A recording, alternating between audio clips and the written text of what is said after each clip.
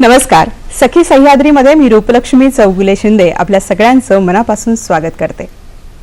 Cyber crime या विषयासंदर्भात आपली जी श्रृंखला आहे त्यामध्ये आज आपला विषय आहे ऑनलाईन खरेदी विक्री, कायदा व सुरक्षा. मंडळी, खरं तर विज्ञानाने संगणक रूपी एक बहुमोल देणगी मानवाला दिलेली आहे आणि त्यामुळे आज संगणक प्रत्येक घराघरामध्ये येऊन पोहोचलेला आहे. संगणकाने माणसाचं आयुष्य पूर्णतः बदलून टाकलेलं आहे. इतकं बदलून टाकलंय की आज अगदी एक क्लिक केल्यानंतर जगातली कुठलीही वस्तू आपण घरपोच आपल्या घरी मागवू शकतो, अर्थात शॉपिंगचा आनंद घेऊ शकतो. पण या आपल्या शॉपिंगच्या आनंदावर विरझण पडणार नाही ना, आपली फसवणूक होणार नाही ना, या बाबतीत मात्र काळजी घेणं अत्यंत आवश्यक आहे. शॉपिंगच का, पण एखाद्याला बिझनेस करण्याची इच्छा असेल तर त्यासाठी विक्रीच्या संदर्भामध्ये ऑनलाईन आपण काय काय करू शकतो, या सगळ्या गोष्टी आजच्या कार्यक्रमाच्या अंतर्गत आपल्याला जाणून घ्यायच्या आहेत. मला माहिती आहे आपल्या मनामध्ये देखील अनेक प्रश्न निर्माण झाले असतील. या सर्व प्रश्नांना उत्तर देण्यासाठी आम्ही आमंत्रित केलेलं आहे ॲडव्होकेट प्रशांत माळी यांना, जे सायबर कायदा आणि सायबर सुरक्षा तज्ज्ञ आहेत. भारतातले ते नामवंत तज्ज्ञ आहेत. त्यांच्याकडनं आपण अधिक माहिती घेणार आहोत. तेव्हा कार्यक्रमाला सुरुवात करूयात. नमस्कार सर. नमस्कार. सखी सह्याद्रीमध्ये मी मनापासून आपलं स्वागत करते. खरं तर सखी सह्याद्री असा आमचा कार्यक्रम आहे आणि त्यामधली जी सखी आहे तिचा हा फार आवडीचा किंवा जिव्हाळ्याचा विषय आहे. खरोखर आज घर बसल्या जर एका क्लिकवर आम्हाला पाहिजे ती वस्तू उपलब्ध होऊ शकते. म्हणजे अगदी कितीही मौल्यवान वस्तू असेल किंवा अगदी दैनंदिन भाजीपाल्यापासून सगळ्या वस्तू आम्हाला उपलब्ध होऊ शकतात. ही खूप मोठी सोय आहे. पण यामध्ये फसवणूक होऊ शकते का, अशी एक चिंता, काळजी या माध्यमातून आजकाल लोकांच्या मनामध्ये निर्माण झालेली आहे. त्याचबरोबरीने बिझनेस किंवा विक्री एखाद्याला करायची असेल तर त्यासाठी या माध्यमाचा कशा पद्धतीने चांगला उपयोग आम्ही करून घेऊ शकतो, असेही प्रश्न आहेत. मला वाटतं आपण आधी विक्रीच्या संदर्भामध्ये चर्चा करूयात की नेमकी ही ऑनलाईन खरेदी विक्री म्हणजे काय सर, त्याचं स्वरूप कसं विस्तृत करून सांगाल? बघा, ऑनलाईन खरेदी विक्री त्याला आपण ई कॉमर्स असे म्हणतो. आज घडीला आपल्या सगळ्यांच्याकडे मोबाईल आले आहेत, त्याच्यामुळे आपण जे मोबाईलवरनं खरेदी किंवा विक्री करतो त्याला आपण मोबाईल कॉमर्स असंही म्हणतो. तर ई कॉमर्स म्हणजे काय, तर आपण ऑनलाईन म्हणजे इंटरनेट हे माध्यम वापरून खरेदी व विक्री करणं. म्हणजे ती तुमच्या घरची वस्तू असेल किंवा कुठल्या ब्रँडची वस्तू असेल, ही तुम्हाला खरेदी करायची आहे किंवा कुठची ब्रँडची वस्तू तुम्हाला विकायची आहे, तर ह्या सगळ्या खरेदी विक्रीला आपण ई कॉमर्स असे म्हणतो. आता ह्या ई कॉमर्ससाठी आपल्या देशाचेच बंधन आपल्याकडे नाही आहेत, तर आपण देशात परदेशात कुठेही आपण हे आपल्या वस्तू विकू शकतो. ह्याला आपण असं ऑनलाईन खरेदी विक्रीचे ई कॉमर्स असे नाव ह्याला आपण दिलेलं आहे. बरं सर, याच्यात मॉडेल्स कुठले कुठले असतात? बघा, ई कॉमर्समध्ये मी तुम्हाला 4 मॉडेल सांगू इच्छितो. पहिला म्हणजे B2B म्हणजे बिझनेस टू बिझनेस मॉडेल. म्हणजे जेव्हा एक बिझनेस दुसऱ्या बिझनेसला सामान, रॉ मटेरियल वगैरे विकत असतात आणि ते सगळं त्यांचं जे खरेदी विक्री आहे ती ऑनलाईन होते, त्याच्यामध्ये कुठेही कागदाचं एक्सचेंज होत नाही, त्याला B2B असं म्हणतो. मग B2C म्हणजे काय, बिझनेस टू कन्झ्युमर. म्हणजे आता समजा सॅमसंग नावाची कंपनी आहे किंवा बाटा नावाची कंपनी आहे, ह्यांना जर त्यांच्या कस्टमर्सला ऑनलाईन नेटवरनं इंटरनेटवरनं जर विक्री करायची असेल तर ते आपले प्रोडक्ट फोटो काढून त्यांच्या किमती व त्यांच्या कॅरेक्टर्स म्हणजे जे कॅरेक्टरिस्टिक्स असतील त्याच्या सहित ते तिथे मांडतात. मग ते आपण वाचतो आणि ते विकत घेतो तिकडनं. म्हणजे त्याला B2C असं म्हणतात, म्हणजे बिझनेस टू कन्झ्युमर जे आपल्याला विकलं जातं. कन्झ्युमर टू बिझनेस पण आहे. जर आपल्याला काही फीडबॅक द्यायचा असेल किंवा आपल्या वस्तू काही परत द्यायच्या असेल तर त्याला कन्झ्युमर टू बिझनेस असं म्हणतो. पण आता जे चलित लहान माणसांना, स्त्रियांना, लहान मुलांना, स्त्रियांना व सगळ्याच पद्धतीचे जे इंटरनेट युजर आहेत त्यांना आवडणारी असं जे चौथं मॉडेल आहे ते C2C आहे, म्हणजे consumer to consumer. Consumer to consumer म्हणजे काय की eBay किंवा तुम्ही OLX वगैरे हे जे क्विकर वगैरे हे जे तुम्ही मॉडेल्स बघितलं असेल, किंवा तुमच्या घरात काहीतरी पडलंय ते तुम्हाला विकून टाकायचं आहे, तर ते तुम्ही साईटवर टाका, कोण ना कोणतरी त्याला बेट लावतं किंवा बार्टर सिस्टम करतं आणि ते विकून टाकतं. म्हणजे तुम्ही घर बसल्या कुठच्या तरी दुसऱ्या कन्झ्युमरला, मध्ये बिझनेस नाहीये कुठचाच, तर 1 to 1 या रीतीने कन्झ्युमर टू कन्झ्युमर आपल्याला विकता येतं. बार्टर सिस्टमनी पण विकता येतं, त्याच्यामध्ये बेटिंगने विकता येतं. ही नवीन प्रचलित अशी सिस्टम आहे आणि ते तुमच्या मोबाईलद्वारा पण करता येते. मोबाईल ॲप्स आहेत त्याच्यासाठी, म्हणून याला मोबाईल ई कॉमर्स किंवा मोबाईल कॉमर्स असंही म्हणतात. बरं, मोबाईल कॉमर्सच्या मॉडेल विषयी अजून जाणून घेऊयात सर, पण आपल्याला एक प्रश्न आलेला आहे, बघूयात ते काय म्हणतायत ते.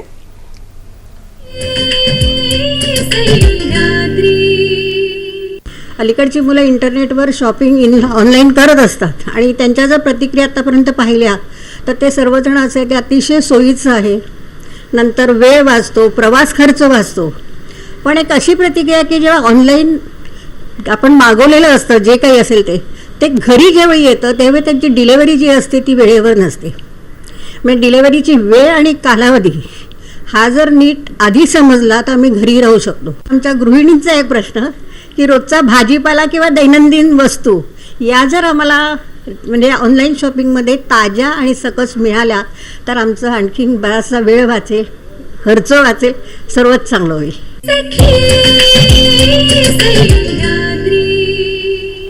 सर, खूप बेसिक असे प्रश्न आहेत जे प्रत्येक गृहिणीला भेडसावत आहेत आज, आणि या माध्यमातून आपण त्यांना काय मार्गदर्शन करू शकतो? म्हणजे खरेदी करणारे तर झालेच, पण विक्रीकर्त्याच्या माध्यमातूनही या दृष्टीने आपण काही सांगू शकतो का?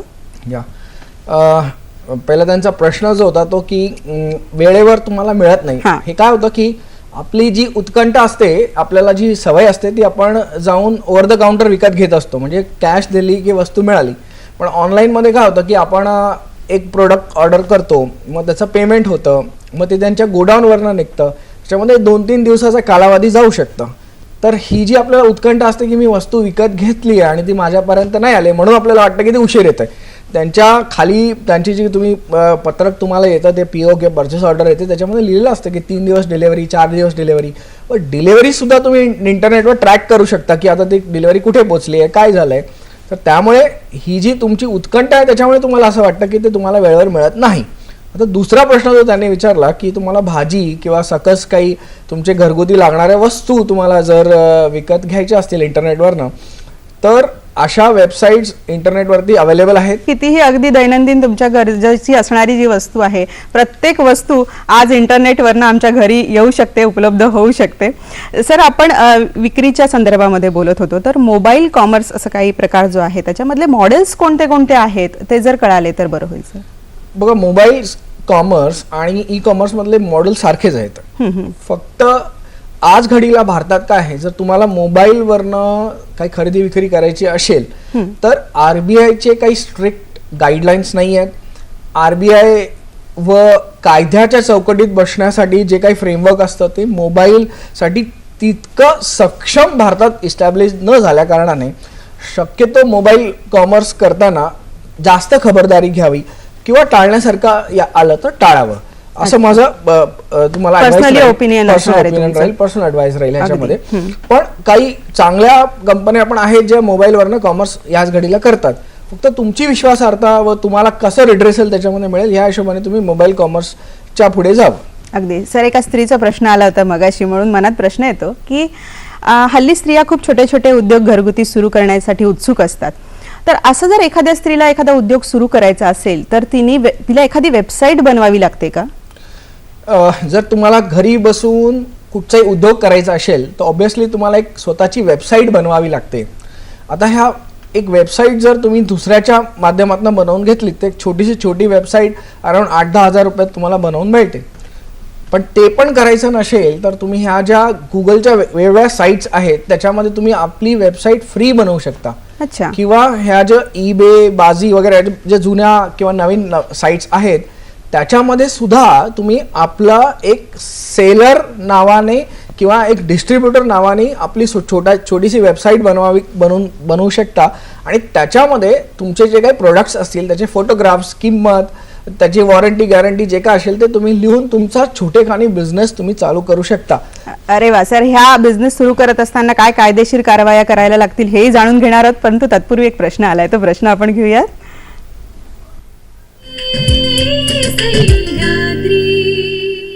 आपण जेव्हा ऑनलाईन शॉपिंग करतो पण त्याच्याबद्दल असं वाटतं की आपण करू नये, हिंमत होत नाही आणि जो माल असतो त्याची गॅरंटी वाटत नाही, तर ते कसं काय करावं, म्हणजे महत्त्व त्याचं कसं काय आपण ओळखावं?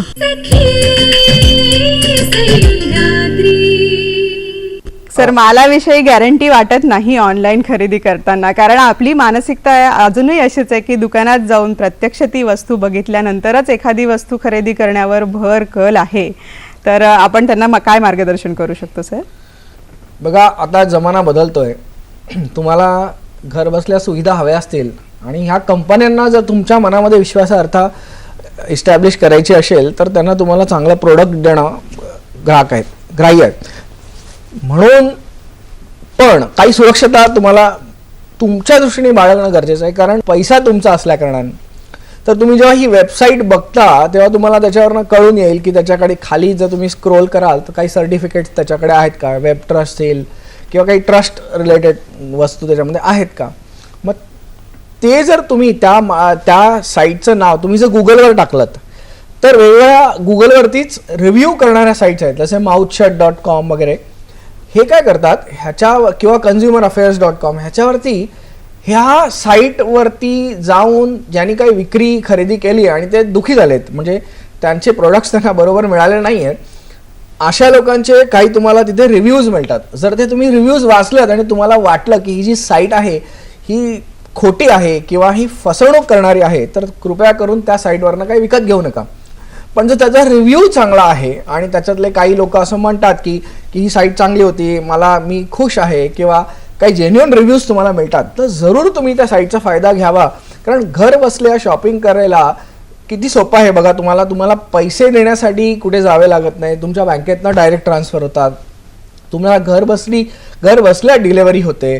तुम्हाला जो प्रोडक्ट पाहिजे ते जितके पाहिजे तेवढे तुम्ही प्रोडक्ट बघू शकता, जेवढे दुकानात तुम्हाला मिळू शकत नाही, तर एवढे सगळे वेगवेगळ्या प्रकारचे प्रोडक्ट तुम्हाला बघायला मिळतात. त्याच्यामुळे ही सवय हळूहळू लागणार आहे. हळूहळू तुमच्या मनात ई कॉमर्स बद्दल विश्वासार्थ बरोबर आहे. म्हणजे हा विषय रुजण्यासाठी एक कालावधी जावा लागेल आणि हळूहळू आपण जर छोट्या छोट्या गोष्टींची जर काळजी घेतली तर आपल्याला त्यातलं कशा पद्धतीने सुरक्षित राहून आपण करू शकतो शॉपिंग हेही आपल्याला कळून येऊ शकतं. सर, आपण विक्रीच्या संदर्भामध्ये जी चर्चा करत होतो तर आता जो प्रश्न आला त्याच अनुषंगाने की सुरक्षितता विक्री करणाऱ्याला पण, म्हणजे त्याने जर वेबसाईट बनवली आहे, एखाद्या स्त्रीने असेल किंवा कुठलाही बिझनेस करणाऱ्या व्यक्तीने वेबसाईट बनवली असेल, तर कायदेशीर ती वेबसाईट करण्यासाठी काय काय त्याला उपाययोजना कराव्या लागतात?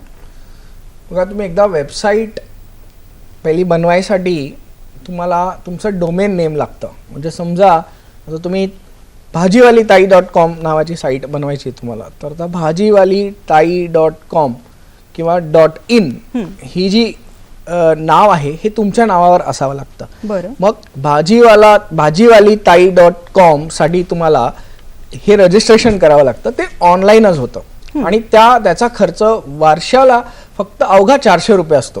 म्हणजे हे नाव तुमचं वर्षापुरता राहण्यासाठी 400 रुपये, किंवा तुम्ही 3 वर्षासाठी करू शकता किंवा 5 वर्षासाठी करू शकता, पण ते 400 × 3 वगैरे होत जातं. पहिला हा खर्च.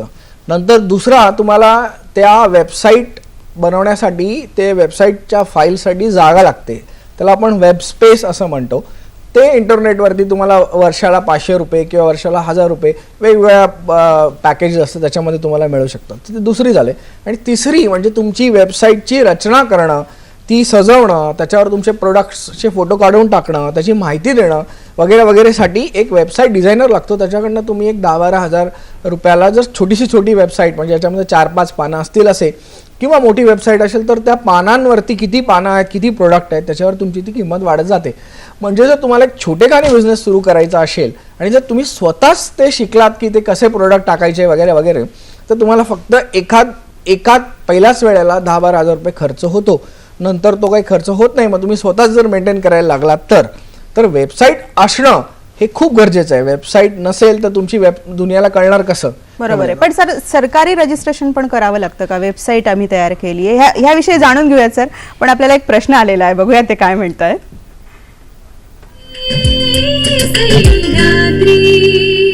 ऑनलाईन शॉपिंग करताना ती कंपनी देशातली आहे का विदेशातली आहे ते कसं ओळखायचं, आणि रिलायबल आहे का नाही, आपले डिटेल्स, क्रेडिट कार्ड डिटेल्स इथे सेफ आहेत का नाही, हे कसं आपल्याला समजेल?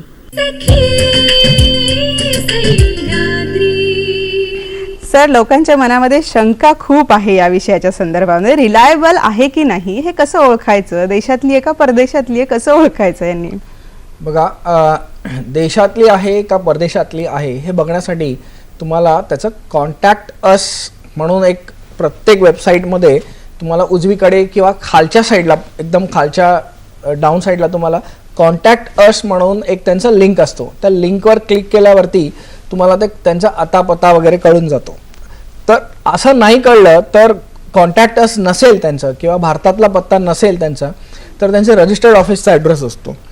दुसरी गोष्ट, मग त्या वेबसाईटबद्दल तुम्ही गुगलवर टाईप करून त्याची इन्क्वायरी करून घ्या की ती भारतातली आहे का की भारतातली नाही आहे. हे जर तुम्ही नाही केलं तर तुम्ही फसवले जाऊ शकता.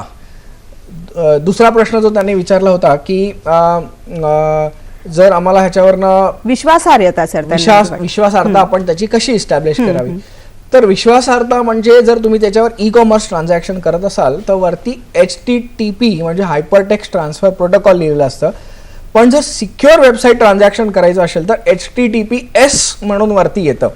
तर ते नेहमी आपण चेक करावं की HTTPS म्हणजे सिक्युअर्ड, पहिली खूण. दुसरी खूण म्हणजे त्या वेबसाईटच्या खाली बॉटमला एक टाळ्याचा मार्क येतो, जसं आपलं नवतालचं किंवा गोदरेजचं टाळं असतं तसं लॉक, जसं आपण ज्याला आपल्या मराठी भाषेत म्हणतो ते खालच्या साईडला आलेलं असतं. तर ते ह्या दोन मापक असतात जे आपल्याला सांगतं की ही वेबसाईट सिक्युअर आहे आणि ही वेबसाईटवर ट्रान्झॅक्शन करायला काही हरकत नाही. अरे वा सर, ही अत्यंत महत्त्वाची अशी माहिती आहे की कुठली वेबसाईट सिक्युअर आहे हे कळणं लोकांना फार आवश्यक आहे असं वाटतं. याविषयी अधिक माहिती घेणार आहोत, परंतु तत्पूर्वी थांबूयात एका छोट्याशा विश्रांतीसाठी.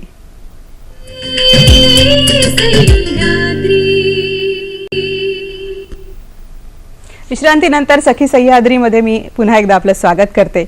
आपण विश्रांतीला जाण्यापूर्वी सरांनी आपल्याला खूप उपयुक्त अशी माहिती सांगितली. अजून आपण या विषयावर अधिक माहिती घेणार आहोत. विषय आहे ऑनलाईन खरेदी विक्री, कायदा व सुरक्षा. सर, ज्या छोट्या छोट्या गोष्टींच्या माध्यमातून आम्ही समजून घेऊ शकतो की ही साईट सुरक्षित आहे किंवा नाही, त्याचप्रमाणे आपण जो विक्री या संदर्भामध्ये आधी बोलतो आणि नंतर आपण खरेदी करण्याच्या संदर्भातल्या पण अनेक गोष्टींच्या टिप्स आपण देणारच आहोत प्रेक्षकांना. परंतु ही विक्री करत असताना किंवा एखादी वेबसाईट तयार केलेली असताना सरकारी रजिस्ट्रेशन हे आवश्यक आहे का? बघा, ह्या धंद्यात म्हणजे तुम्ही जर खरेदी विक्री करत असाल तर ह्या खरेदी विक्रीमध्ये जी विश्वासार्हता असणं गरजेचं आहे. म्हणजे तुम्ही एका साईडनी विकताय किंवा दुसऱ्या साईडनी खरेदी करताय, ह्याच्यामध्ये दोन्ही माणसं एक दुसऱ्याला आपण दिसत नसतो. कारण नॉर्मली आपला बिझनेस कसा होतो की विश्वासार्हता कशी इस्टॅब्लिश होते, आपण जातो, पैसे देतो, सामान घेतो. फेस टू फेस असेल तर विश्वास निर्माण होतो. हो, पण आता ह्या वेबसाईटमध्ये काय होतं की वेबसाईटमध्ये तो समोरचा माणूस आपल्याला दिसत नाही, त्याला आपण दिसत नसल्या कारणाने आपल्या कायद्याने आपल्याकडे डिजिटल सिग्नेचर नावाचं एक आपलं हत्यार आपल्याकडे दिलेलं आहे. म्हणजे डिजिटल सिग्नेचर किंवा डिजिटल सर्टिफिकेट ज्याला आपण म्हणतो, ते आपण कुठल्याही ह्या डिजिटल सिग्नेचर विक्रेत्याकडनं विकत घेऊ शकतो. ते डिजिटल सिग्नेचर विकणाऱ्याकडे असायला पाहिजे आणि तेच डिजिटल सिग्नेचर, डिजिटल सर्टिफिकेट आपल्याला माल देणाऱ्याकडे असायला पाहिजे. हे दोघांचे जर टॅली झाले तर दोघांमध्ये विश्वासार्हता होते. डिजिटल सिग्नेचर म्हणजे आपण त्याचं जे लीगल व्हॅलिडिटी आहे ती, म्हणजे कायदेरित्या त्याची जे ऑथेंटिकेशन आहे ते हाताने साईन करणं इतपत आहे. म्हणजे जर तुम्ही डिजिटल सिग्नेचर तुमच्या नावाने विकत घेतलात तो CA कडनं मिळतो. CA म्हणजे सर्टिफाईंग ऑथॉरिटी. सर्टिफाईंग ऑथॉरिटी ही कायद्याने एस्टॅब्लिश केलेली आहे व भारत सरकारची त्याला मान्यता असते. भारत सरकारने अपॉइंट केलेला CA असतो तो. म्हणजे आपल्याकडे MTNL आहे, त्याच्याकडनं तुम्ही जाऊन हे घेऊ शकता, आपलं डिजिटल सिग्नेचर सर्टिफिकेट घेऊ शकता. आणि ह्या डिजिटल सिग्नेचर वापरून जर तुम्ही आपला बिझनेस केलात तर त्याला विश्वासार्हता असते. त्याच्यामध्ये हा CA ची तुम्हाला कन्फर्म केलं की हाच तुम्ही माणूस आहात किंवा हीच व्यक्ती आहात हे झाल्या कारणाने किंवा हा व्यावसायिक आहे हे झाल्या कारणाने तुमचा जो बिझनेस होतो त्याच्यामध्ये पूर्ण विश्वासार्हता येते. अगदी म्हणजे डिजिटल सर्टिफिकेट ही फार महत्त्वपूर्ण भूमिका बजावतं जर आपल्याला एखादा व्यवसाय करायचा असेल तर विश्वासार्हता निर्माण करण्याच्या दृष्टिकोनातून. सर आता जरा एका बेसिक प्रश्नावर मी येते की नेमके ही खरेदी विक्री यामधली जी आर्थिक देवाणघेवाण असते ती कशा पद्धतीने होते? चांगला प्रश्न विचारलात, कारण जर आपण आपल्या ई-कॉमर्स करत असू आणि आपल्याला जर पैसे देता येत नसतील तर ते आपल्याला प्रोडक्ट मिळणार नाही, आणि जर आपण त्यांच्याकडनं पैसे घेऊ शकत नसू तर आपला प्रोडक्ट त्यांना आपण विकू शकणार नाही. तर हे करण्यासाठी प्रत्येक वेळा आपण जे पैसे वापरतो ते मॉडेल्स वापरतो त्याच्यामध्ये 3 प्रकारचे असतात. एक म्हणजे तुमचं ऑनलाईन बँकिंग ट्रान्सफर, दुसरा म्हणजे तुमचे क्रेडिट कार्डद्वारा देवाणघेवाण, तिसरं म्हणजे तुमचं cash on delivery. Cash on delivery म्हणजे काय, ती तुमचा प्रोडक्ट तुमच्या हाती मिळाला की तुम्ही त्या माणसाला तिथलं लागलीच कॅश देऊन टाकायची. तर आता मोठ्या कंपन्या जसं ॲमेझॉन वगैरे आहेत हे कॅश ऑन डिलिव्हरी पण करतात, किंवा फ्लिपकार्ट, Myntra.com वगैरे हे तुमच्या घरी प्रोडक्ट आले की तुम्ही त्याला पैसे द्यायचे. तुम्हाला जर प्रोडक्ट आवडलं तर असे पण काही सुविधा आहेत त्यांच्याकडे. बरं. दुसरे जे आहे ते क्रेडिट कार्डच्या माध्यमातून.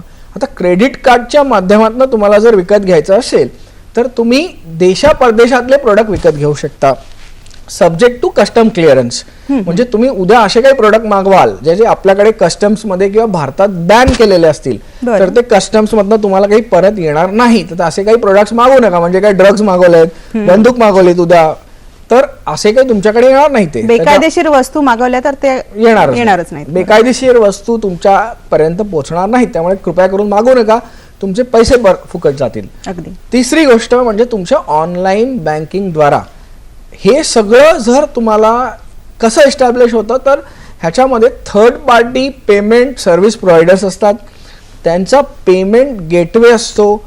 तो तुमच्या आता समजा कुठल्या महिलेला पैसे घ्यायचे असतील तर तो पेमेंट गेटवेला तुमच्या वेबसाईटशी संलग्न करून घ्यायचं असतं. म्हणजे जर तुमचं प्रोडक्ट कोणी विकत घेतले तर पैसे पहिले पेमेंट गेटवेकडे जातात आणि मग पेमेंट गेटवे तुमच्या अकाउंटला ते ट्रान्सफर करतात. त्यामुळे पेमेंट गेटवेशी संलग्न होणं तुमच्यासाठी खूप महत्त्वाचं आहे. तर खूप मोठ्या ज्या बँका आहेत, ICICI बँक, HDFC बँक सारखं, तर यांचं पेमेंट गेटवे आहे जे तुम्ही तुमच्याकडे वापरात आणू शकता. ओके सर, अगदी महत्त्वपूर्ण ही माहिती आहे. आणखी एक प्रश्न आलेला आहे आपल्याला प्रेक्षकांकडनं, बघूया ते काय म्हणतायत ते.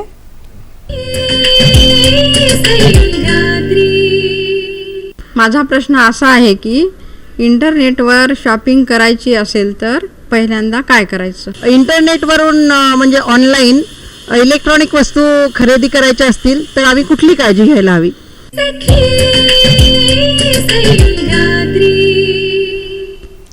अगदी खरंय सर. महिलांच्या मनात अजूनही हा प्रश्न आहे, महिलांच्याच काय पण अजूनही बऱ्याच लोकांना हा प्रश्न पडतो की आम्हाला खरेदी करायची आहे. जसं आपण सुरुवातीला म्हणालो की अजूनही तेवढं आपल्याकडे जसं परदेशात आहे तेवढं रुजलेलं नाहीये का ऑनलाईन खरेदी विक्री? हा या अनुषंगाने एक प्रश्न मनात येतो की नेमकं आम्ही सुरुवातीला काय करायला हवं? इलेक्ट्रॉनिक वस्तू मागवायच्या तर आम्ही काय काळजी घ्यायला हवी? बघा, आपल्याकडे भारतामध्ये सर्वात मोठा जो बेसिक प्रॉब्लेम आहे खरेदी विक्रीसाठी तो खूप वेळा भाषा पण होतो. कारण ह्या ज्या वेबसाईट्स आहेत ह्याच्यावर सगळ्याकडे इंग्लिशमध्ये लिहिलेलं असतं. इकडे कुठचीच व्हर्नॅक्युलर म्हणजे मराठी भाषेत किंवा हिंदी भाषेत लिहिलं नसतं. त्यामुळे थोडेसे आपले जे घरगुती स्त्री असतात किंवा ज्यांना इंग्लिश विषयामध्ये ज्यांचं शिक्षण झालेलं नसतं ते या वेबसाईटमध्ये जायला थोडं दचकतात, कारण त्यांना त्या कंडिशन्स, टर्म्स आणि कंडिशन वाचताना त्रास होतो त्यांना, किंवा त्या कळत नाही व्यवस्थित, कारण हे तसेच लिहिलेले असतात की ह्या सामान्य लोकांना कळू नये आणि ते त्यांना पळवाटा त्याच्यातनं मिळाव्या म्हणून. तर हे तर डेफिनेटली आहेच ह्याच्यामध्ये. पण तुम्ही जसं इलेक्ट्रॉनिक गोष्टी तुम्हाला खरेदी करायच्या तर तुम्हाला काय बघायचं असेल म्हणजे तर 2-4 गोष्टी तुम्हाला बघून घ्याव्या लागतात. जसे की जे काही प्रोडक्ट त्यांनी दिलेला आहे, दाखवलं आहे तसंच प्रोडक्ट तुम्हाला मिळणार आहे का? कारण खूप वेळा एक रंग दाखवतात की ह्या पांढऱ्या रंगाचा फोन दाखवतात आणि आपल्या घरी येतो काळ्या रंगाचा फोन. तर जेव्हा आपण ती जे आपलं ट्रान्झॅक्शन करत जातो तेव्हा कुठेतरी पुढे त्याचा रंग आलेला असतो, पण आपण ते चित्र बघितल्या कारणाने आपल्याला वाटतं जसं बघितलंय तसंच येणार ते. खरंय खरंय. आपण नंतर आपली जे परचेस ऑर्डर बघतो तर ते काळा रंग लिहिलेला असतो. मग आपल्याला आपले हार्ट बर्न होतं, कारण आपल्याला पांढरा बघितला आणि आला असा. तर कधी कधी जो फोटो दाखवला आणि त्याचं स्पेसिफिकेशन असतं हे भिन्न असू शकतं. तर ते फोटो आणि स्पेसिफिकेशन दोन्ही आपण बघून घ्यावे. सर थोडंसं इथे मी थोडं थांबवते. बरेचदा काय होतं फोटोमध्ये काही म्हणजे कपड्यांच्या बाबतीत जर आपण विचार केला तर ते रंग खूपच आकर्षक असे वाटतात आणि मोहात पडतो माणूस तो शॉपिंग करण्याच्या संदर्भामध्ये. पण प्रत्यक्ष जेव्हा डिलेव्हरी होते आणि आम्ही जेव्हा तो कपडा बघतो तेव्हा तो तितका आकर्षक वाटत नाही. मग याच्यामध्ये फोटोग्राफी आणि वास्तवात दिसणारा रंग यात बराच फरक असू शकतो मला वाटतं. तर असे काही प्रोडक्ट्स आहेत जसे की कपडे म्हणा किंवा जे काही सौंदर्य रिलेटेड प्रोडक्ट्स असतात ते जसं दिसतात कॅमेरावर दिसतात तसे तुम्हाला मिळतील याची काहीच गॅरंटी नसते. आता त्याने तुम्हाला थोडक्यात सांगायचं उदाहरण सांगतो. त्याने तुम्हाला सांगितलं की मी पांढरा शर्ट कॉटनचा सुती इम्पोर्टेड सुती कॉटन असं वगैरे काय काय लिहून तुम्हाला हे एकावर 2 फ्री वगैरे असं काहीतरी पाठवतात ते. आणि तुम्ही घरी आल्यावर बघता तर तो पांढरा असतो पण तो थोडा काळपट पडलेला असतो. ते सुती असतो पण त्याचा जो प्लाय असतो तो अगदीच पातळ असतो की जसं दोन्ही हाताने ओढल्यावर फाटून जाईल. तर हे अजूनही आपल्या भारतात विविध साइट्स वरती जिकडे सेल राबवला जातो तिकडे होतं. कारण काय झालंय की हे जो आउट ऑफ स्टॉक मटेरियल असतं जो जुना मटेरियल असतं म्हणजे सन 2004चं 3चं मटेरियल किंवा 2008चं मटेरियल जे 4, 5, 10 वर्ष जुनं आहे त्याला विकायला इंटरनेट हे त्यांना चांगलं माध्यम वाटतं. कारण इकडे आपण तुम्ही चेक करून घेऊ शकत नाही. आणि पांढरा म्हणजे पांढराच आहे त्याच्यामुळे थोडं काळपट पडलं कारण पांढऱ्यामध्ये पण भरपूर शेड्स असतात. तर त्या पांढऱ्याच्या शेड्स मध्ये ते कायद्याच्या कचोट्यात बसवण्याचा प्रयत्न करतात. तर हे डेफिनेटली हा आपल्याकडे प्रॉब्लेम आहेच. तर कपडे विकत घेताना कुठच्या वेबसाईटवर न घेताय म्हणजे कपड्याच्या वेबसाईटवर न घ्याल तर अतिउत्तम.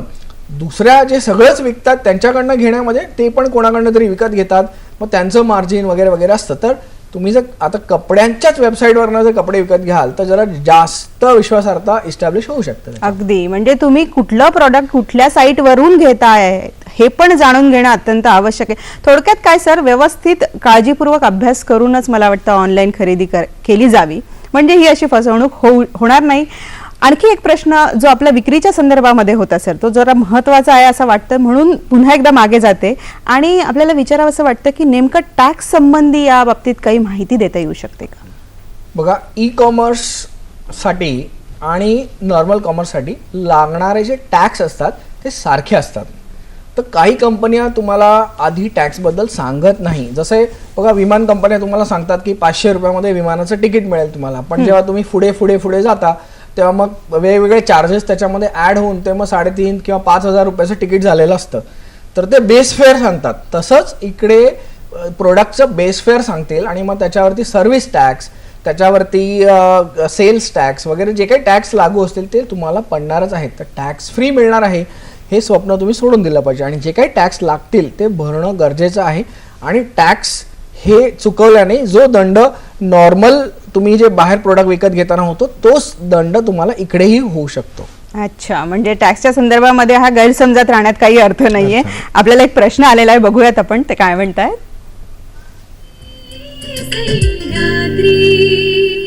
आजकल नेट पर शॉपिंग की इतनी सारी चीज़ें बताते हैं बच्चों को, इतना डिस्काउंट उतना डिस्काउंट. यंग जनरेशन जब ये देखता है सब तो पेरेंट्स के पीछे पड़ जाते हैं कि हमको ये चाहिए वो चाहिए. So how should parents control it? How should we be able to control, tell them कि ये हर चीज़ हम नहीं मंगा सकते हैं और इस चीज़ का कितना फ़ायदा है. तो कैसे हम बच्चों को ये समझा सकें?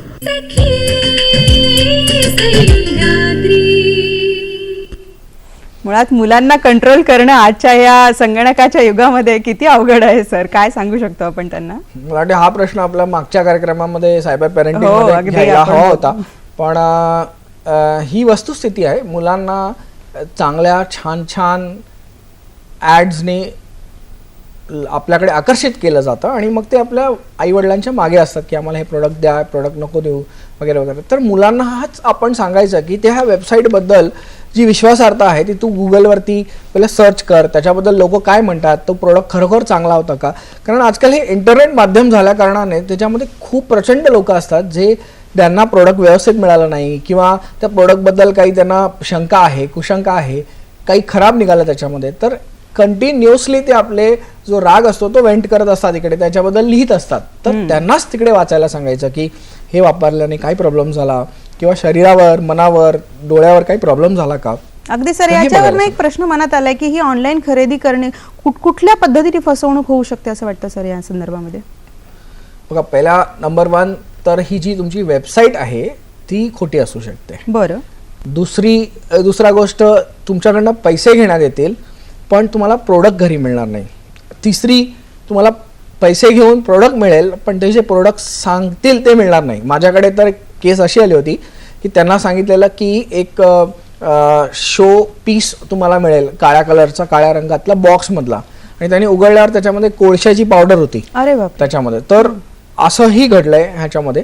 तर प्रोडक्ट तुम्हाला बरोबर मिळणार नाही. चौथी गोष्ट, पैसे भरलेत पण महिने तुम्हाला ते प्रोडक्ट मिळत नाही, ते तुम्हाला टाळत राहतात की आज देतो, उद्या देतो वगैरे करत राहतात, तर ते प्रोडक्ट टाळून राहतात. तसे विविध प्रकारे तुमचे फसवणूक होऊ शकते. आणि पाचवी आणि महत्त्वाची गोष्ट म्हणजे तुमच्याकडनं सगळे डिटेल्स घेतले जातील. पैशाचे डिटेल्स, क्रेडिट कार्डचे डिटेल्स, तुमचे डिटेल्स, तुमच्या राहणीमानाचे डिटेल्स सगळं घेतलं जाईल. ना तुम्हाला प्रोडक्ट मिळतील पण तुमचा डेटा हा चोरीला जाऊ शकतो. तर ह्याच्यामुळे तुम्हाला सावधान राहणं, फक्त त्याच वेबसाईटमध्ये जाणं ज्या प्रचलित आहेत अशाच वेबसाईटवरनं तुम्हाला हा ई-कॉमर्स करणं खूप गरजेचं आहे. अगदी, म्हणजे अनेक प्रकाराने फसवणूक होऊ शकते, पण याचा अर्थ असा नाही की ऑनलाईन शॉपिंग करायचं नाही, ते करायचं आहे पण व्यवस्थित काळजी घेऊन. आपल्याला आणखी एक प्रश्न आलेला आहे सर, बघूयात ते काय म्हणतायत ते.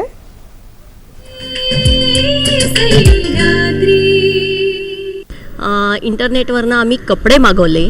ते कपडे जेव्हा आम्ही प्रत्यक्षात इंटरनेटवर पाहिले तेव्हा त्याचा कलर, डिझाईन हे खूप छान वाटलं, पण आल्यानंतर तो थोडंसं असं वेगळ्या पद्धतीचं आलं. तर हे कसं ओळखता येईल की तीच वस्तू आपल्याला बरोबर मिळाली? इंटरनेटवर कॉस्मेटिक्स मागवताना क्वालिटीची गॅरंटी ही आपल्याला कशी कळणार? अगदी बायकांना भेडसावणारे हे प्रश्न आहेत सर, की क्वालिटी, दर्जा आम्ही कसा ओळखावा. मला वाटतं तुम्ही सांगितलं, आणखी थोडं सविस्तर सांगा. पण त्याचबरोबरीने आणखी एक माहिती हवी आहे सर, की आमच्याकडे एखादं प्रॉडक्ट जर असं आम्हाला फसवून त्याचा दर्जा नीट नसेल तर आम्ही कुठे दाद मागायला हवी? बघा, आता 3-4 प्रश्न एकत्र झालेत त्याच्यामुळे जो पहिला रंगांसंबंधात किंवा क्वालिटी संबंधात कपड्यातल्या पहिला जो प्रश्न विचारला तो मी पहिला उत्तर देतो की रंग आणि क्वालिटी, जसं मी मगाशी सांगितल्याप्रमाणे कॅमेरावरचे आणि येणारे ह्याच्यामध्ये डेफिनेटली तफावत होऊ शकते. मग ते जर तुम्हाला चेक करायचं असेल तर तुम्ही बेस्ट असतं की cash on delivery with checking ही त्यांची जी सुविधा असते ती तुम्ही घ्यायला पाहिजे. म्हणजे काय की मी पहिलं प्रोडक्ट उघडून बघणार, मला आवडलं तर मी ती घेणार आणि तुमचे पैसे देणार, नाही आवडलं परत करणार. ही सुविधा असेल तर अशा ठिकाणीहूनच तुमचे काही डिझायनर क्लोथ्स तुम्हाला विकत घ्यायचे असतील, कॉस्टली डिझायनर क्लोथ्स तुम्ही तिकडनं विकत घ्या, नाहीतर शक्यतो हे ह्यांच्याकडनं विकत घेणं टाळा. दुसरी सांगतो, ही जरा शॉर्टकट मेथड आहे, पण जर हे करायचं असेल तर तुम्ही दुकानातनं विकत घेऊ शकता. दुकानातनं जाऊन बघून यायचं की हे जे प्रोडक्ट आहे डिस्प्ले केलेलं आहे ॲक्च्युअली कसं दिसतं किंवा त्याला फील करून यायचं, आणि मग जर तुम्हाला पैशामध्ये स्वस्त मिळत असेल तर ऑनलाईन तुम्ही इकडनं विकत घ्यायचं. आता दुसऱ्या भगिनीने जो विचारलेला प्रश्न आहे कॉस्मेटिक्स बद्दल आहे. तर कॉस्मेटिक्स बद्दलच भरपूर गैरसोय असते महिलांना, कारण जे दाखवतात ते येत नाही. ते खूप वेळा दाखवतात की हा एक ब्रँड कंपनीचा आहे आणि येतं आपल्याला कुठल्या तरी चायनीज कंपनीचं किंवा कुठल्या तरी लोकल मेड कंपनीचं आपल्याला ते प्रोडक्ट येतं. दुसरी फसवणूक अशी होते की एक्सपायरी डेट झालेलं आपल्याकडे प्रोडक्ट आलेलं असतं खूप वेळा, आणि त्याच्यावरती 70% डिस्काउंट लावतात. किंवा असं प्रोडक्ट येतं ज्याच्यामध्ये फक्त त्याचे 2 महिने एक्सपायरीचे राहिलेले असतात, ते प्रोडक्ट आपल्याला येतं. किंवा त्याच्यातलं वरून काही पाव कॉस्मेटिक्स काढून घेण्यात आलेलं असतं, ते प्रोडक्ट आपल्याकडे येतात. तर ह्या प्रोडक्टमध्ये मध्ये आपल्याला किमती कमी करून आपल्याला देतात. किंवा वर्स्ट गोष्ट जी इंटरनेटवरनं होते कॉस्मेटिक्स बद्दल ती ड्युप्लिकेट प्रोडक्ट्स घेण्याची. भारतामध्ये आपल्याकडे बाहेरच्या कॉस्मेटिक्स वापरण्याचा क्रेज महिलांमध्ये भरपूर आहे. त्याच्यामुळे त्यांना इंडियन ब्रँड्स भरपूर काही आवडत नाही, त्यांना बाहेरचे ब्रँड्स हवे असतात.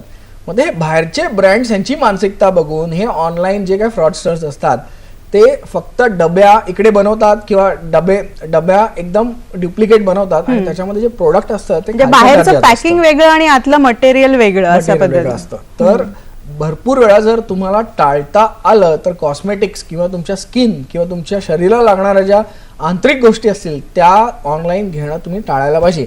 कारण तुम्ही खूप वेळा बघा लिपस्टिक तुम्ही चेक करून घेता तुमच्या स्किनवर रिॲक्शन होतंय का वगैरे वगैरे, तर हे ऑनलाईन करता येत नाही. आणि जर तुम्हाला फसवून त्यांनी हे डुप्लिकेट, भारतात खूप डुप्लिकेट प्रोडक्ट्स मिळतात, तर हे डुप्लिकेट प्रोडक्ट्स तुम्हाला दिले तर तुमचे पैसेही वाया जातील, तुमची शारीरिक हानी पण तुम्हाला होईल. ती जास्त महत्वाची आहे सर, कारण की तो डायरेक्ट स्किनशी रिलेटेड असा संबंध आहे. याचबरोबरीने एक प्रश्न मनात येतो सर, की हल्ली ते वेट लॉस करणे किंवा अशा पद्धतीचे प्रोडक्ट जे ओरली आपण पोटात न घेणारी औषधं आहेत, ती किती डेंजरस असू शकतात सर, जर ती फसवणूक झाली त्या बाबतीत तर? बघा, तुम्ही जर रात्री 11 वाजल्यानंतर टीव्ही लावलात तर प्रत्येक वेळ गुरवण्यासाठी, अगदी वजन कमी करण्यासाठी असे विविध, किंवा तुम्ही तुमचा गुगल चालू केलात किंवा फेसबुक चालू केलात तर त्याच्या उजव्या डावीकडे असं वेट लॉस, तुम्हाला स्किन फ्रेश करण्यासाठी किंवा केस येण्यासाठी, हे असे काही जे माणसाच्या मार्मिक वर हमला करतात, विचारांवर हमला करतात, वीक पॉइंटच्या बाबतीमध्ये जे प्रोडक्ट्स असतात, हे जे प्रोडक्ट्स आहेत ह्याच्यापासून नेहमी तुमचा स्वतःचा बचाव करणं गरजेचं आहे. हे प्रोडक्ट जर प्रचलित असते तर ते तुम्हाला आरामात मार्केटमध्ये किंवा तुमच्या डॉक्टरने प्रिस्क्राईब करून दिले असते. ते ॲडव्हर्टायझिंग द्वारा विकण्यात काही रस नसतो. ते एवढी मोठी मोठी ॲडव्हर्टाईज याच्यासाठी करतात कारण ते तुम्ही क्विक लगेच विकत घ्या म्हणून त्यांच्याकडे एक स्कीम असते, जर आत्ता ऑर्डर केली तर एवढं डिस्काउंट, म्हणजे तुम्ही त्यांच्या कन्वर्ट झालेले असतात त्यांच्या ॲडव्हर्टाइजमेंटमध्ये, आणि तुम्ही जर ते प्रोडक्ट घेतलात तर तुम्हीच बळी पडता. खरंय. त्यामुळे सावधगिरी बाळगणं हे अत्यंत आवश्यक आहे. मंडळी, हल्ली पावसाचे दिवस आहेत आणि पावसात भिजत असताना आणखी एका गोष्टीची सावधगिरी बाळगा, आणि ती म्हणजे हे जे पाणी आहे ज्याचा आम्ही भिजताना आनंद घेतोय, ते पाण्याची बचत करणं देखील तेवढंच आवश्यक आहे. हे कुठेतरी ध्यानात ठेवून आपण हा आनंद घ्यावा असं मला वाटतं. या निमित्ताने आम्ही दूरदर्शनच्या वतीने काय आपल्याला सांगू इच्छितोय जरा बघूयात. विश्रांतीनंतर सखी सह्याद्रीमध्ये मी पुन्हा एकदा आपलं स्वागत करते. आत्ताच आपण बघितलं की पाणी काळजीपूर्वक वापरणं किती आवश्यक आहे, अन्यथा पुढे जाऊन आपल्याला त्याच्या दुष्परिणामांना भोगण्यासाठी तयार राहावं लागेल. अशाच अनेक गोष्टी आहेत आयुष्यामध्ये ज्याला काळजीपूर्वक ज्याचा विचार करणं आवश्यक आहे, अन्यथा त्याच्या दुष्परिणामांना आपल्याला भोगावं लागेल. अशाच काही गोष्टींवर आज आम्ही चर्चा करत आहोत. सर, ब्रेकमध्ये जाण्यापूर्वी आपण जे सांगितलं की काय काय गोष्टींची काळजी घेतली पाहिजे, पण एवढी सगळी काळजी घेतल्यानंतरही जर आमची फसवणूक झाली तर शेवटी आम्ही जायचं कुठे, कोणाला दाद मागायची? बघा, तुम्ही जर प्रोडक्ट्स नेटवरनं घेतायत किंवा प्रोडक्ट तुम्ही ओव्हर द काउंटर घेता, दोघांना जो कायदा लागू होतो तो कन्झ्युमर डिस्प्यूटचा जो आपला कायदा आहे तो लागू होतो. त्याच्यासाठी तुम्ही डिस्ट्रिक्ट, स्टेट आणि नॅशनल फोरम बनलेले आहेत, तिकडे तुम्ही दाद मागू शकता. जर तुमचं ऑनलाईन फसवणूक झाली आहे तर तुम्ही जवळच्या सायबर पोलीस स्टेशन किंवा सायबर सेलमध्ये जाऊन तुम्ही कंप्लेंट नोंदवू शकता ह्याच्याबद्दल. ओके, तर कन्झ्युमर डिस्प्यूट्स आणि तुमचं IT ॲक्ट म्हणजे सायबर कायदा, हे दोन्ही तुमच्या मदतीस आहे. पोलिसांना तुम्ही याच्यात इन्व्हॉल्व करू शकता जर क्रिमिनल झाला असेल तर, नाहीतर तुम्ही त्यांना एक नोटीस पाठवू शकता वकिलामार्फत, किंवा हे सगळं तुम्ही परत ऑनलाईन ग्रीव्हन्सेस तुम्ही त्यांच्याकडे मांडू शकता. अच्छा सर, याविषयी आणखी काही आपल्याला प्रश्न आलेले आहेत, बघूयात ते काय म्हणतायत ते.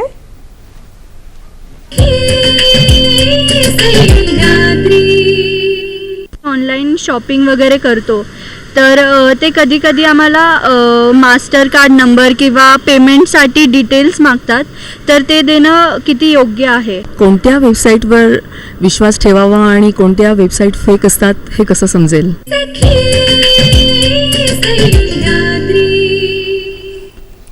ऑनलाईन खरेदीचा जो प्रकार आहे, आर्थिक व्यवहार कशा पद्धतीने सुरक्षित करता येऊ शकतो, खरोखर अगदी मूळ प्रश्न आहे सर हा. काय सांगता येऊ शकतं?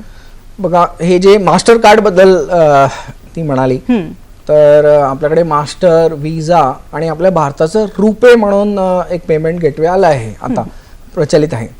तर भारतात कुठेही खरेदी करताना आपल्या कार्डाच्या मागे असलेले काही CVV नंबर वगैरे जो असतो तो आपल्याला द्यायची गरज लागत नाही ह्याच्यामध्ये. पण किंवा आपल्या भारतामध्ये जर CVV नंबर दिला तर OTP म्हणून प्रकार असतो, त्याला वन टाइम पासवर्ड असं म्हणतो. तर आपल्या मोबाईलवरती तो पासवर्ड येतो, तो आपण तिकडे एंटर केल्यावर आपली जी खरेदी करतो ती सुरक्षित होऊन जाते. पण परदेशी वेबसाईट्समध्ये जर तुम्हाला काही विकत घ्यायचं असेल तर तिकडे OTP नावाचा प्रकार नसतो, म्हणजे वन टाइम पासवर्ड येत नाही तुमच्या ह्याच्यावर. तिकडे तुम्ही जर तुमच्या एखाद्या पांढऱ्या फॉर्मवर तुमचे क्रेडिट कार्ड डिटेल्स पुढचे मागचे लिहून दिलेत तरी त्यांच्यात ताकद असते की तुमच्या क्रेडिट कार्डवरनं ते पैसे घेऊ शकतात. अच्छा. तर आता भारतात खरेदी करणं खूप तसं सुरक्षित झालं आहे, कायद्याच्या चौकटीत बसता येते. पण आजही जर तुमचं क्रेडिट कार्ड वापरून परदेशी वेबसाईट्सवर खरेदी करायचं असेल तर तिथली सुरक्षता भरपूर कमी आहे. त्यामुळे तुम्हाला डिसाईड करायचं आहे की मी बाहेरच्या साईट्सवर खरेदी करू की नको. अच्छा, मग त्याच अनुषंगाने सर, जो दुसऱ्या आपल्या प्रेक्षकांचा प्रश्न होता की कुठली साईट सुरक्षित आहे, आम्ही कसं ओळखावं, आपण आधी काही सांगितलं, पण आणखी जरा सविस्तर काय सांगता येऊ शकतं की ही साईट परदेशी आहे आणि ही सुरक्षित आहे किंवा नाही, कसं आम्ही ओळखायचं? बघा, मी मगाशी सांगितल्याप्रमाणे ज्या वेबसाईट्स आपल्याच साईटवरनं तुमच्या क्रेडिट कार्डचे डिटेल्स घेतात असल्या वेबसाईट्सवर तुम्ही ट्रान्झॅक्शन करणं टाळलं तर बरं होईल. पण ज्या वेबसाईट्स तुम्हाला एका सिक्युअर पेमेंट गेटवेवर घेऊन जात आहेत आणि मग तिथनं तुमचे डिटेल्स घेतले जात आहेत, तिथे तुम्ही डिटेल्स एंटर केलेत तर थोडं जास्त सुरक्षा असेल. तिकडे वरती HTTPS असणं परत मी सांगतो, HTTPS बघायचं ते आहे का, किंवा तिकडे टाळं आलंय का, आणि खाली तुमच्या ब्राउझरवरती एकदम खालच्या पट्टीमध्ये तिकडे टाळ्याचा मार्क येतो, म्हणजे सिक्युअर मार्क, SSL कनेक्शन तुम्हाला येतं, तर ते तिथे आहे की नाही हे आपण म्हणजे या दोन गोष्टी खात्रीलायक बघणं फार महत्वाचं आहे असं म्हणते. सर, आम्ही या साईटवर गेल्यानंतर आमच्या कम्प्युटरवर व्हायरस होऊ शकतो का, येऊ शकतो का, कम्प्युटरला काही प्रॉब्लेम येऊ शकतो का? चांगला प्रश्न विचारलाय तुम्ही. भरपूर अशा वेबसाईट्स आहेत ज्या त्या सरकारच्या, म्हणजे जर ते एनिमी सरकार असेल आपलं, किंवा आपलं त्या देशाशी आपलं काही व्यवस्थित चांगलं नसेल, तर त्या वेबसाईट्सवरती फुकट आपल्याला गाणी मिळतात किंवा व्हिडिओज मिळतात. आता ह्याच्यासाठी आपण कुठलाच पैसा भरत नसतो. मग त्या गाण्याच्या, त्या पिक्चरच्या, त्या व्हिडिओच्या माध्यमातून ते आपल्या कम्प्युटरमध्ये, म्हणजे भारतातील सगळ्या नागरिकांच्या कम्प्युटरमध्ये व्हायरस किंवा ट्रोजन नावाचा प्रोग्राम आपल्याकडे ते पसरवत असतात. मग हा ट्रोजन काय करतो, आपल्या कम्प्युटरला त्यांचं गुलाम बनवतो आणि आपला डेटा कम्प्युटरमधला सगळा ते तिकडनं एक्स्ट्रॅक्ट करून घेतात. दुसरी गोष्ट महत्त्वाची सांगायची म्हणजे, समजा जर उद्या गृहिणींनी वेबसाईट बनवली आणि त्या वेबसाईटवरती जर कोणी चुकून मुद्दाम तुमच्या धंद्यात वैर करण्यासाठी त्याच्यावर जर व्हायरस टाकला आणि तो व्हायरस तुमच्या साईटवर जे व्हिजिट करणारे लोक आहेत त्यांच्या कम्प्युटरमध्ये जाऊ लागला, तर तुम्हाला IT ॲक्ट म्हणजे सायबर कायद्याच्या हिशोबाने फक्त 3 वर्षापर्यंतची शिक्षा व 5 वर्षापर्यंतचा दंड होऊ शकतो. कारण व्हायरस पसरवणं हा IT ॲक्टच्या संलग्नाने तो गुन्हा आहे. अगदी अगदी सर, याविषयी अधिक जाणून घेणारच आहोत. तत्पूर्वी एक प्रश्न आलाय, बघूयात आपण ते काय म्हणतायत. ऑनलाईन शॉपिंगचा प्रचार एवढा का नाही केला जात अजूनपर्यंत?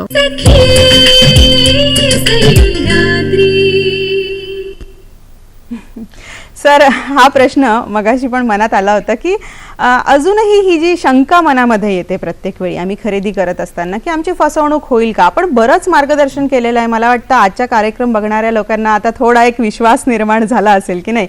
या काही गोष्टी आहेत ज्या जर आम्ही तपासल्या, चेक केल्या, तर आम्ही सुरक्षित अशा पद्धतीने ऑनलाईन खरेदी करू शकतो. तरीही त्या भगिनीचे आपलं असं म्हणणं होतं की तेवढा प्रचार प्रसार आपल्या देशात झालेला आढळून येत नाही. आता ज्या सखीने प्रश्न विचारलाय ती स्वतः स्टुडंट वाटत होती, पण प्रसार करणं हे प्रायव्हेट कंपन्यांच्या हाती असतं, हे सरकारच्या हाती नाही आहे. पण जर तुम्ही बघाल तर सरकारने आपल्या वतीने ऑनलाईन खूप काही गोष्टी आणल्यात. म्हणजे जसं आपण इन्कम टॅक्स भरतो तो 100% ऑनलाईन झालेला आहे. आपण जे कंपनी रिटर्न्स जे भरायचे असतात, ROCचे रिटर्न्स आहेत ते ऑनलाईन झालेले आहेत. पेन्शन्स आपल्याकडे ऑनलाईन झालेले आहेत. तुमच्या नॅशनल सेव्हिंग सर्टिफिकेट म्हणा किंवा पोस्टाचं जे काय आहे ते सगळं ऑनलाईन झालं आहे. बँकिंग ट्रान्झॅक्शन्स तर सगळ्याच बँक ऑनलाईन गेलेल्या आहेत. छोट्या छोट्या कॉपरेटिव्ह बँका पण ऑनलाईन गेलेल्या आहेत. तर असं असताना जे आपल्याला वस्तू विकत घेणं किंवा खरेदी करणं ह्याच्यामध्ये माणसांनी आपल्या फॅमिलीमध्ये जर ते कल्चर बनवलं की आपण ऑनलाईन जाऊन विकत घेऊया आणि ऑनलाईन सुरक्षा असेल तर नक्कीच त्याचा प्रसार अजून वाढेल. आणि मोबाईल आल्या कारणाने लोक मोबाईलवरनं वस्तू घेणं वाढलेलं आहे. बरोबर. त्याच्यामुळे हा प्रसार तर वाढत आहे. आता जशी आपली संस्कृती आहे हळूहळू मूव्ह करते तशी त्याप्रमाणे त्याच्यामध्ये चा देखील प्रसार बदल तर होऊ शकतो. सर, एका आणखी महत्त्वाच्या प्रश्नाकडे मला यायचं आहे, ते म्हणजे की एखादी बेकायदेशीर वस्तू विकणं जशा पद्धतीने गुन्हा आहे, त्याला काय शिक्षा आहे ते तर आपण सांगालच, पण एखादी वस्तू अशी विकत घेणं याला काय शिक्षा आहे, या दोन्ही गोष्टी जरा सविस्तर सांगा.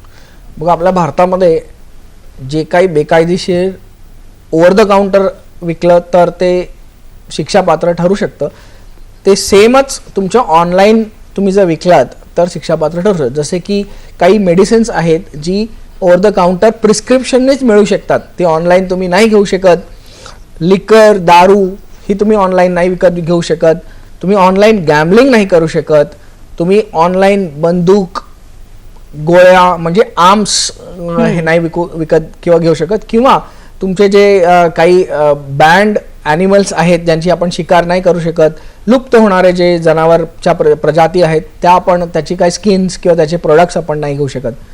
हे जर तुम्ही केलात तर त्या ॲक्टप्रमाणे तुम्हाला शिक्षा होऊ शकते. आणि हे सगळे ॲक्ट अंतर्गत जी शिक्षा आहे ती सगळ्या नॉन बेलेबल शिक्षा आहेत. तर तुम्हाला लगेच अरेस्ट होऊ शकतं आणि होईल रादर, आणि तुम्हाला बेल मिळतानाही त्रास होणार आहे.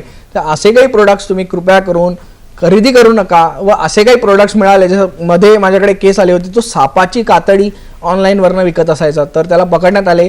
तर सापाची कातडी विकणं सुद्धा गुन्हा आहे आणि वाघाची किंवा सिंहाची कातडी विकणं सुद्धा गुन्हा आहे अगदी. आणि याच्यावर खूप कडक शिक्षा आहे, त्यामुळे या गोष्टी जाणीवपूर्वक याचा विचार करणं आवश्यक आहे. आणखी एक आपल्याला प्रश्न आलाय सर, बघूयात ते काय म्हणतायत ते. एवढे डिस्काउंट्स कसे देऊ शकतात ऑनलाईन शॉपिंगमध्ये आणि त्यांची मार्कअप स्ट्रॅटेजी काय असते की जेणेकरून आपल्याला खूप स्वस्तात प्रोडक्ट्स मिळतात, चांगले प्रोडक्ट्स मिळतात? स्वस्तात प्रोडक्ट्स मिळतात असं त्या भगिनीला म्हणायचंय, तर कशामुळे मिळतात? बघा, हेच तर ह्या ई कॉमर्सच्या मॉडेलचं सिक्रेट आहे आपलं.